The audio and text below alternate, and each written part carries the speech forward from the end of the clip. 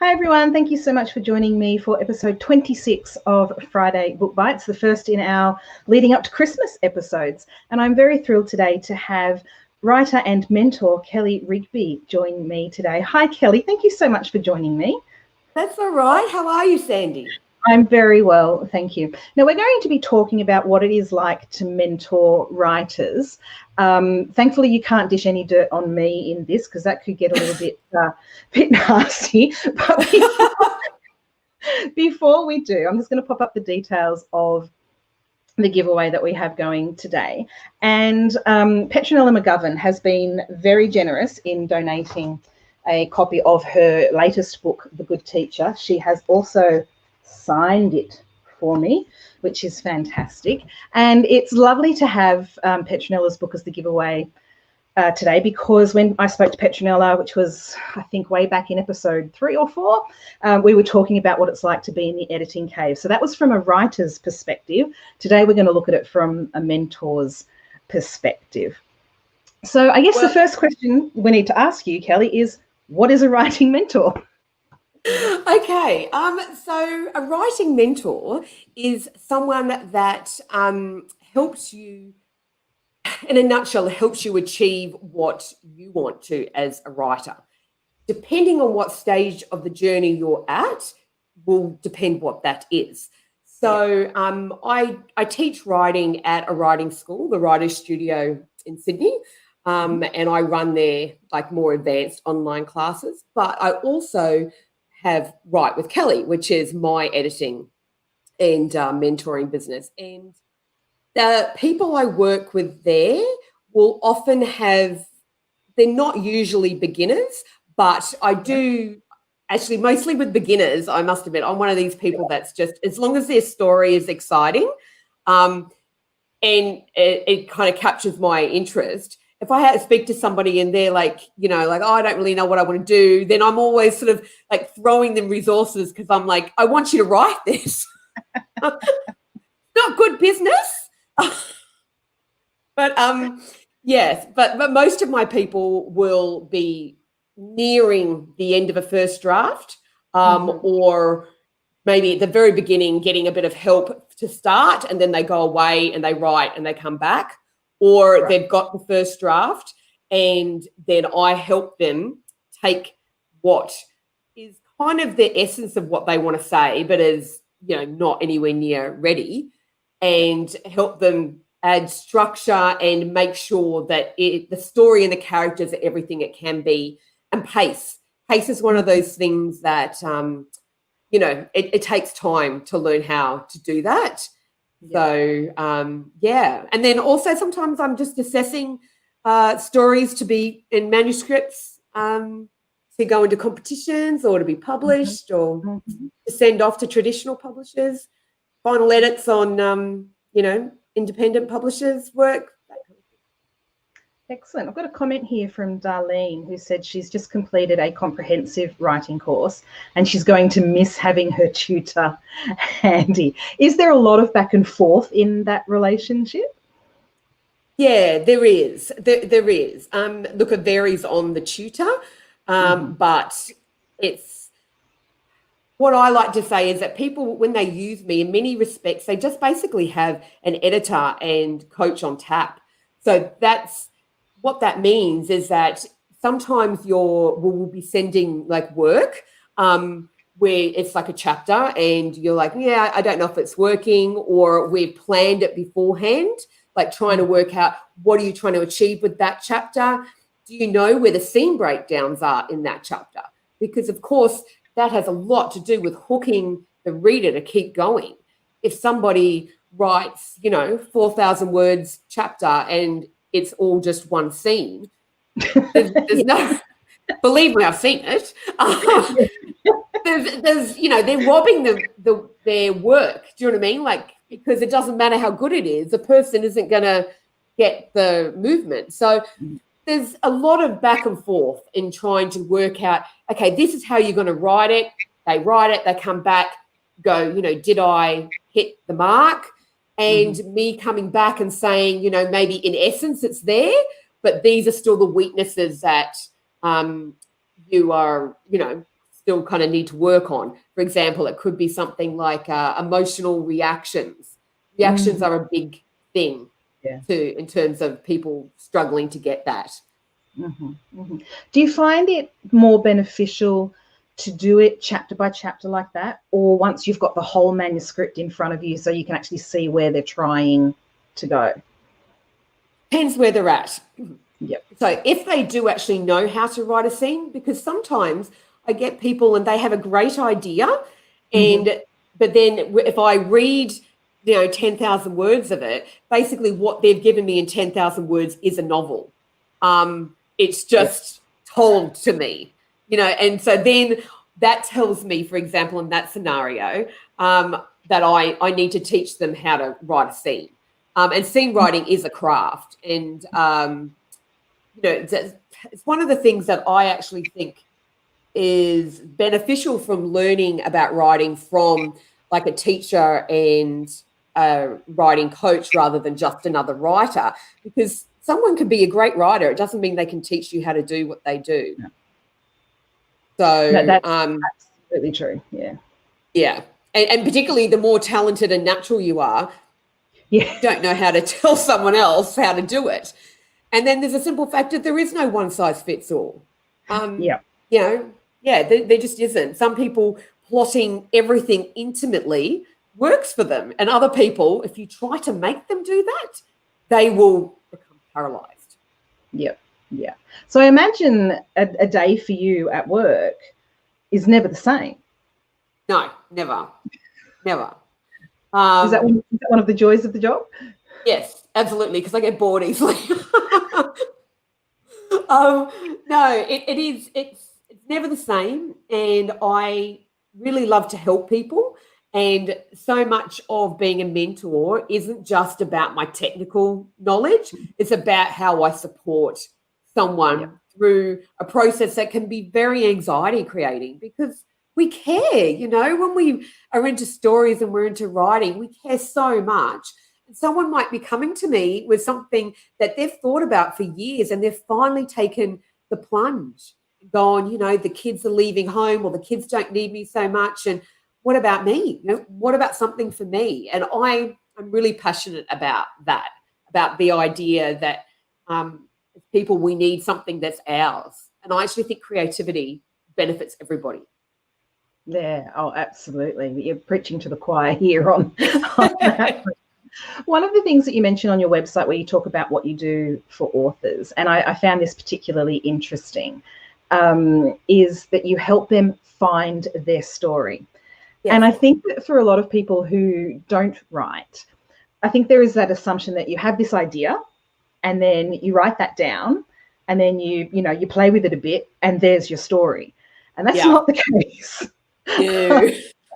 Even for, I'm not going to call myself a seasoned writer, but I'm up to book 4 now. I think you're pretty seasoned.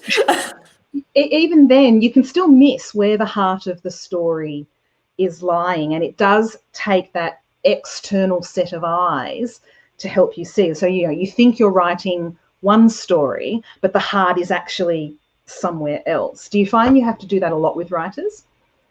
Yes, I do. Basically, what someone comes with first draft can often be, if they actually commit to the project fully rather than rushing it, but actually trying to work out what are they trying to say as well as what the plot is. Because there's layers, of course, isn't there? There's the plot, and then there's a deeper character needs, the arc that the character goes on, as well as the theme of what are you trying to say. And that's why, as Rachel Johns spoke to you about recently, that her books sometimes, they're about deep subjects. Yes. But she's also making them entertaining and joyful for us to read. Yeah. So, and that's the layers, isn't it, of writing. It's like you can have a crime that actually still has a really deep resonance underneath it of something important to say.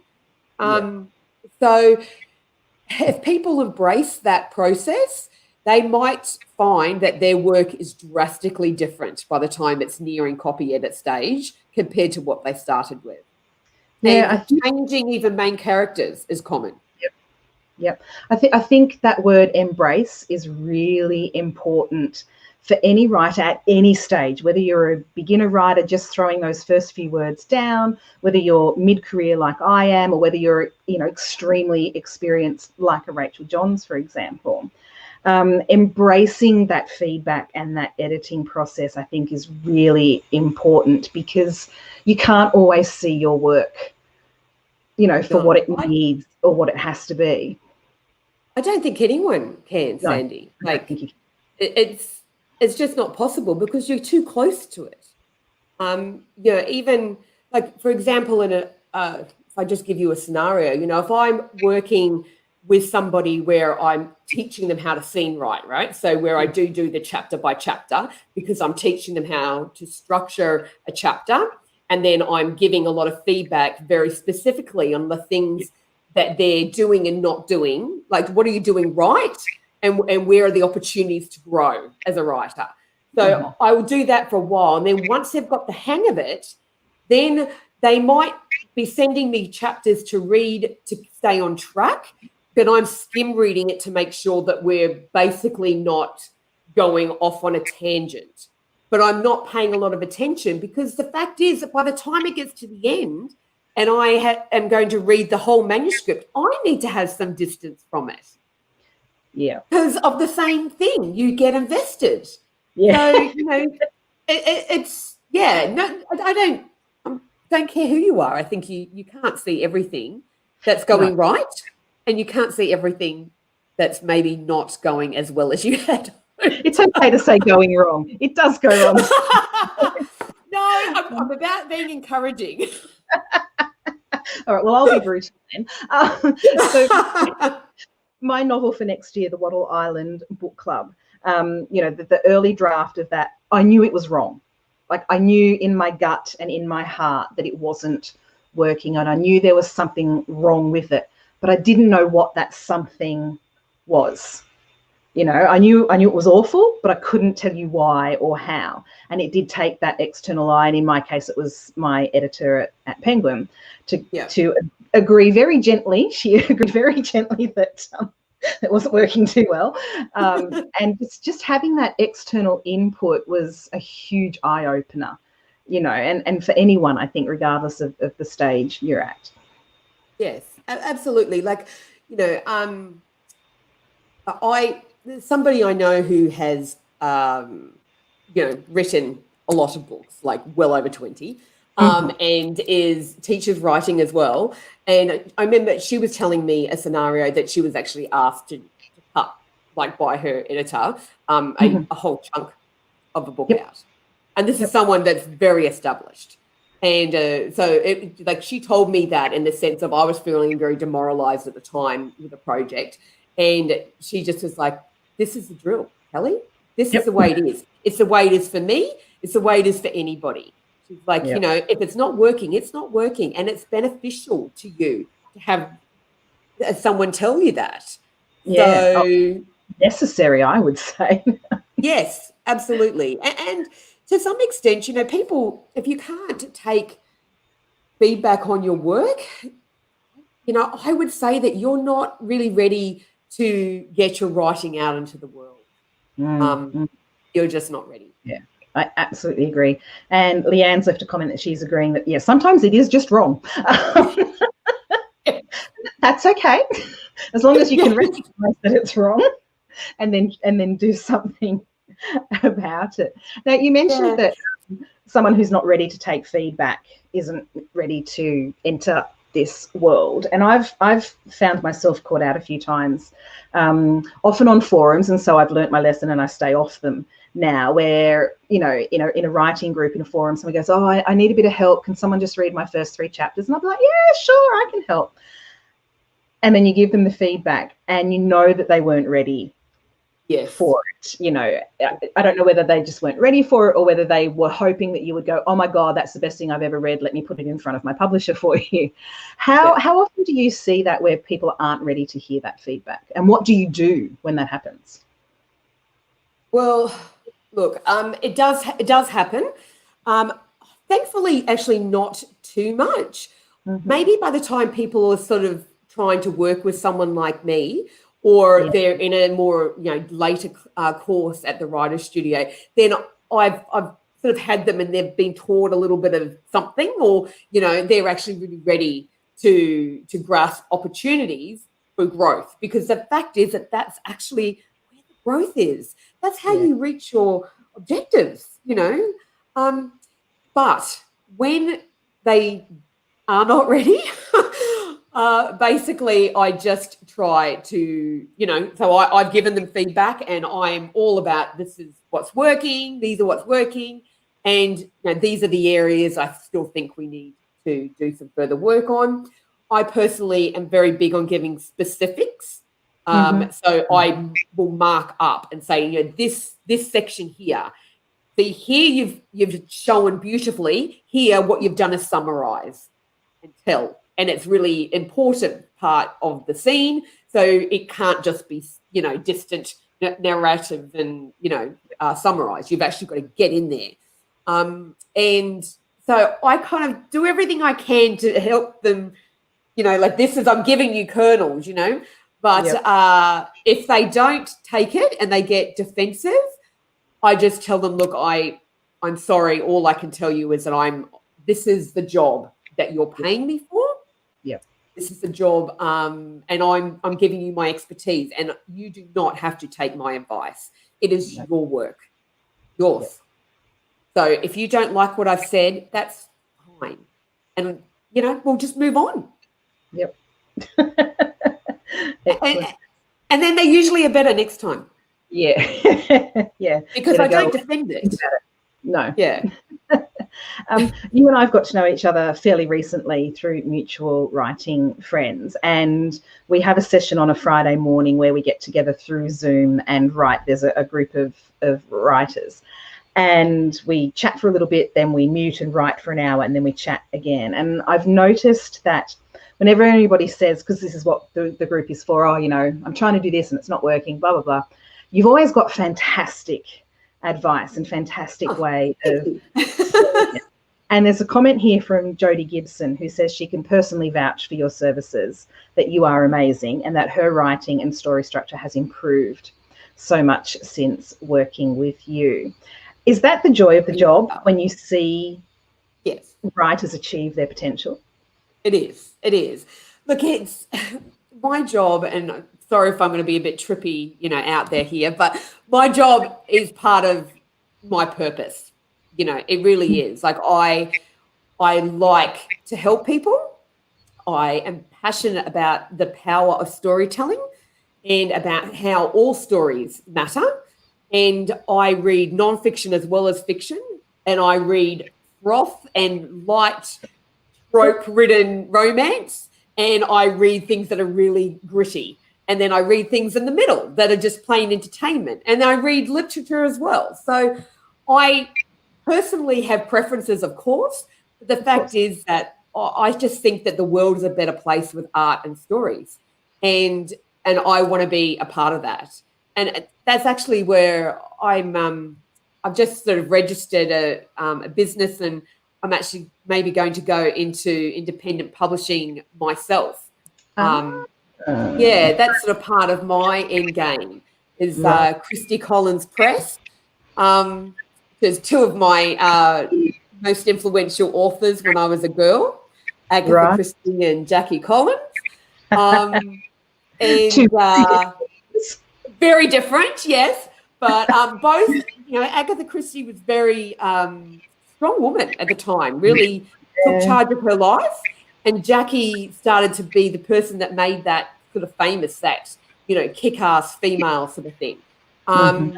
And so, that's Christy Collins Press is something that's part of my future, is that I would actually like to put out more authors. It's so hard going the traditional publishing route. You've done very well, and there's... It wasn't easy, though. But there's lots of writers that sometimes I see don't get picked up, and I get really frustrated because I think, but this is really good. And it's marketing, and it's, it's trends, and it's many, many things beyond the work. So, yeah, I love everything about what I do, and it's so much more than a job to me. And that shows, and I'm sure Jodie would agree with me, it shows in the way that you interact with writers, and we know, we can feel it, the passion in you when we're talking to you. I wanted to ask you, because you've obviously read, so many manuscripts at various different stages, at the beginning, at the middle, towards the end, those that are going to go on to be published, those that maybe never will. You've seen it all, I imagine. Yeah, I have. For better or worse. Yeah. The people with the great ideas that don't want to commit and then go do vanity publishing and it's not ready. I've had that head-butting moments as well. Yes, all of it. So is there one common, and I'm not going to call it a mistake because there's no mistakes in writing. I think you mentioned there are opportunities to grow. Is there one area that you see that is the most common misstep that writers make? Well, the most common misstep is actually a psychological thing, which is getting perfectionist. And I have to know how this is going to go. And I have worked on this for so long, and it needs to be ready now. Right. And I've done all this work. What are you saying? That if I change this, like, well, what does that mean about that? I wrote that, And it's like, yeah. Book writing is not like academic writing.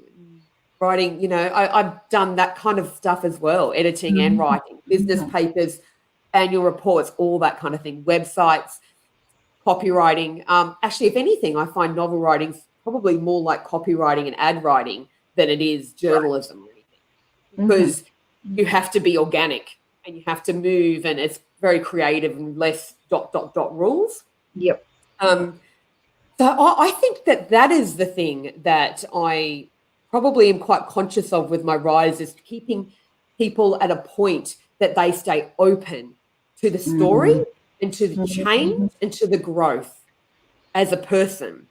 And that if they don't know the answer now, hey, they've got a problem, they know it's not working. That's okay.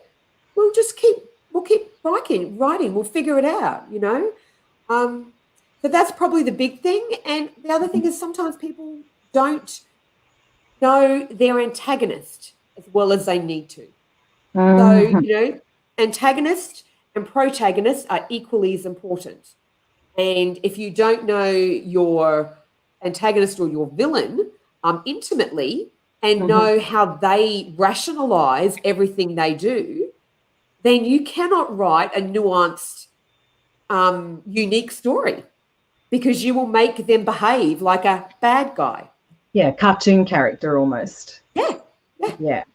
So that there are no good guys and bad guys inside them. They have to, the best work, they have, your good guy is a little damaged, or good woman is a little damaged, and the bad guy, the bad woman, she's believes completely in what she's doing. And we don't agree, but they do.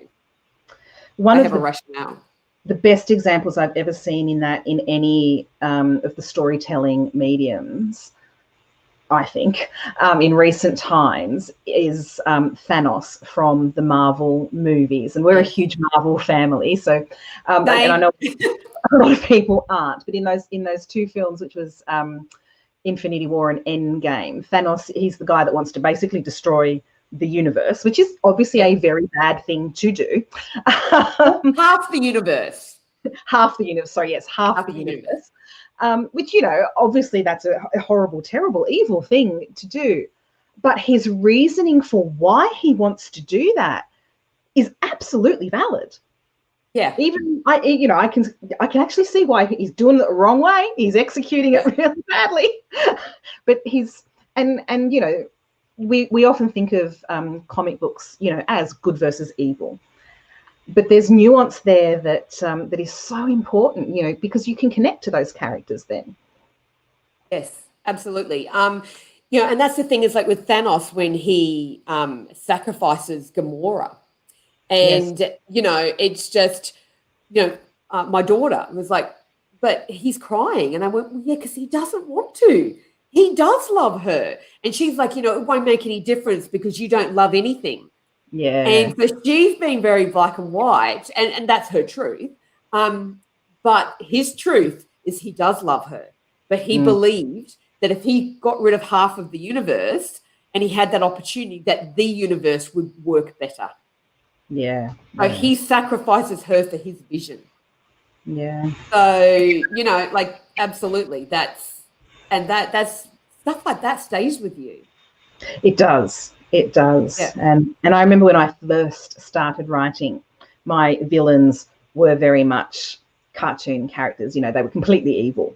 And that's not life, is it? No. I mean, even if we think of the most evil people in history, they're fully believing in what they're doing and they believe it's the right thing to do. So it's an interesting road to go down. And it's a hard balance to achieve as a writer as well, because if you're painting that antagonist, you don't want your readers to like that character, but you want them to empathize with that character. It's a hard balance to find, isn't it?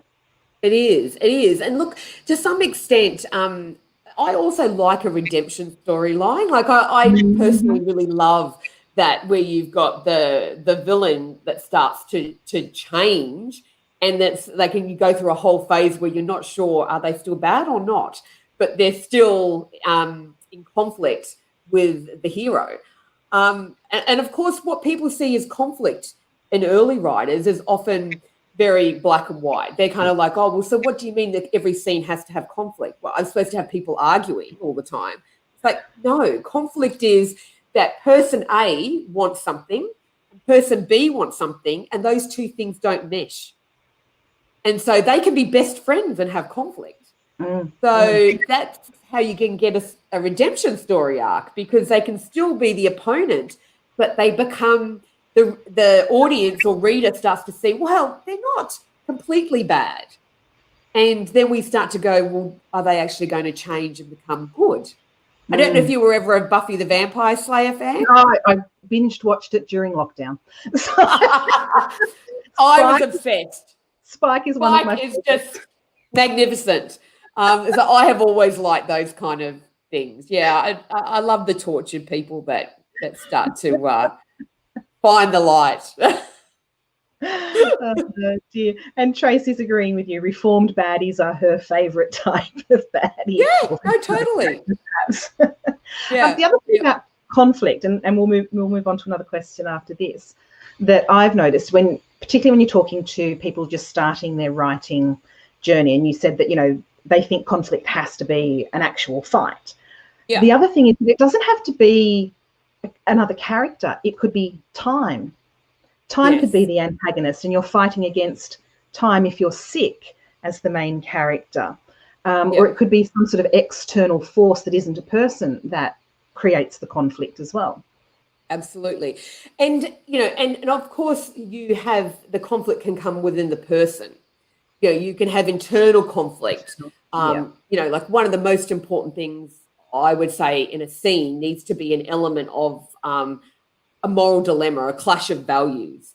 So, you know, we all that adds tension to a scene. You know, if I have an objective to, you know, get a project done, and I'm trying to meet a deadline, and that's the stress of the scene, and then my character, you know, my son is a character that comes in and needs help with homework, and I'm on deadline, well, then we've got a moral dilemma, don't we? Because both of them are values that are vital. It's me providing for my family. It's me helping my son. So that's, you know, that is an element of tension. And then even if he wasn't physically in the scene, it was just me knowing that he's in there cursing away at his laptop and me thinking, he needs my help. He needs my help. And this is, you know, worth so many points in his assignment. But then this is worth, you know, $1,000 of money. So it's, you know, you've got tension. Yeah, absolutely. You're a writer as well in your own right. Have you found that working as a mentor with other writers has helped your own writing, or are you just as blind as the rest of us to your own work? I can't say it has, to be honest. So you like the rest? I wish I could, but the reality is that I give so much of myself to my work that it has actually got in the way of my own writing in the past few years. You know, my career's done very well, and that's great. And as I mentioned before, one does need to earn a living, don't they? So, but what that means is that I probably had not very much for my own creativity. And in terms of when I do write, I think I analyse myself more. You know, Fiona McIntosh once said to me, "Your biggest problem, Kelly, is that is your job in a way, because it makes you a perfectionist." Right. So there we go. I am also my problem. That could be a metaphor for life there, I think. Yes, Kelly. yes. And look, now I am actually this year I have really started to get back into my own writing, and that's and also, you know, kind of using the tools that I use with my clients, because it's just because I do it for other people doesn't mean I'll do it for myself, you know. It's easier to do it for other people, isn't it? It is. In life, you know. Yeah. I can coach other people's children at netball, cannot coach my own. Yes, exactly. So, I need an editor as much as and a mentor as much as anybody. You know, I worked with Pamela Cook this year for a while to basically have be fired up a little bit. And Pamela's wonderful, you know, and so I have to have those things myself. You know, so yeah. Excellent. We've got a comment here from Darlene before I ask you my last question, that she's going down the self-publishing road and she's going to definitely check out your services. I will put your contacts up in just a moment for people to find you. Now, this is the first Book Bites we've had in December, and Christmas is a frightening few weeks away. I'm sure. How do we push it back? I don't know. I mean, we want the year to end. We want 2020 to, you know, get out the door and never come back. But I think I'm like most people, my head is actually still back in February somewhere. So I'm going to ask you a Christmas-related question before we start signing off. Do you have any Christmas recommendations for people in terms of books they might buy loved ones, or is there a specific book that you're looking for, and we can show this to your family afterwards, you know, drop a few hints that you would like to see under your tree? Okay. Oh, that's a good question. Well, I do have The Girl She Was is a book I read recently. And what's the Freeborn, I think, is the name of the Rebecca Freeborn, The Girl She Was. I really recommend that as a possible gift option. I loved it. And in terms of for me, I have a bit of a stack of books to already read. Are you saying you don't want any for Christmas? No. I do. I'm just trying to think of what of what I might want.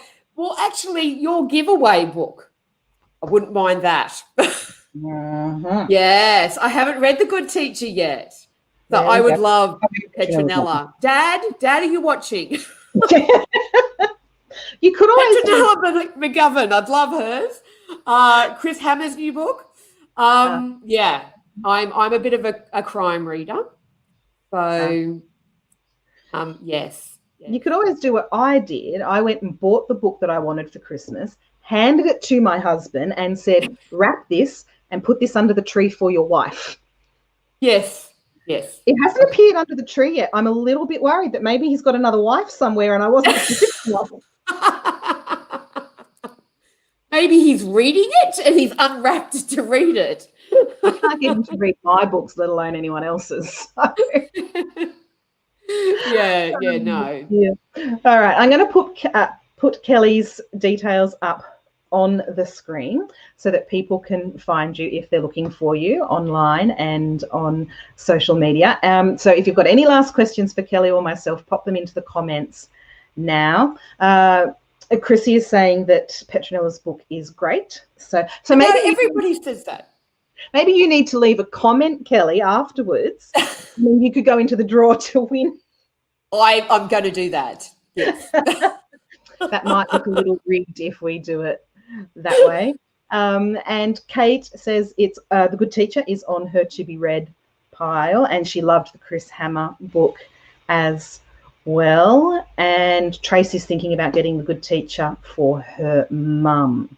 My mum wouldn't cope with something like that. My mum doesn't like those dark, edgy right. ones. Okay. Well, I'm really recommending Good Girl, Bad Girl as well. I'm reading this at the moment before I get started on new books this weekend. So yeah, that's a good one. But yes, Petronella McGovern, I would actually like The Good Teacher. Petronella does sometimes watch these, so if there's any clients watching that want to give me a gift. Thank you for helping them in their writing journey. I'm sure we can work something out here.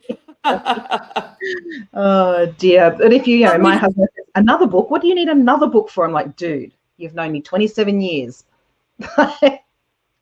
My family know to not ask me things like that. That's yes. My parents have been buying me books my whole life. My son knows and my daughter knows books. Mm-hmm. Yeah. And I've even eyed off a book cake for my 50th next year. Oh, nice.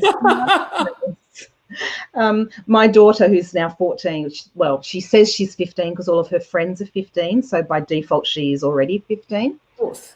But she knows the one thing I will never ever say no to her when we're at the shops is if she asks for a book.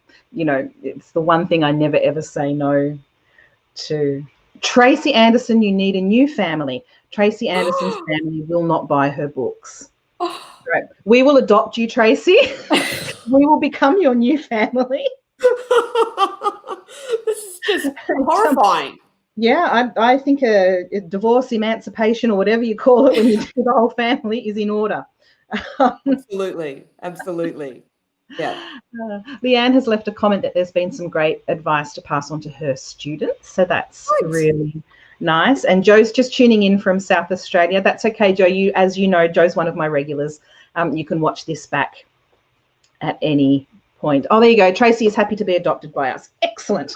Excellent. We'll work that out somehow. Yes, absolutely. With books, with lots of books. Yes. Oh dear. All right. Well, thank you so much for joining me today, Kelly. It's been an absolute pleasure speaking with you. There will be 2 more book bites before we break for Christmas, because Christmas is on a Friday. So I won't do a book bites on Christmas Day, although it could be preferable to, spending time with the family. And eating, and just the incessant eating, an eating break for book bites. We could do that. No, there might be a few too many distractions. Anyway, thank you so much for joining me. And as I said, you can find Kelly online, Facebook, her website, and Instagram. And we will see you all next week. Thanks so much, everyone. Bye.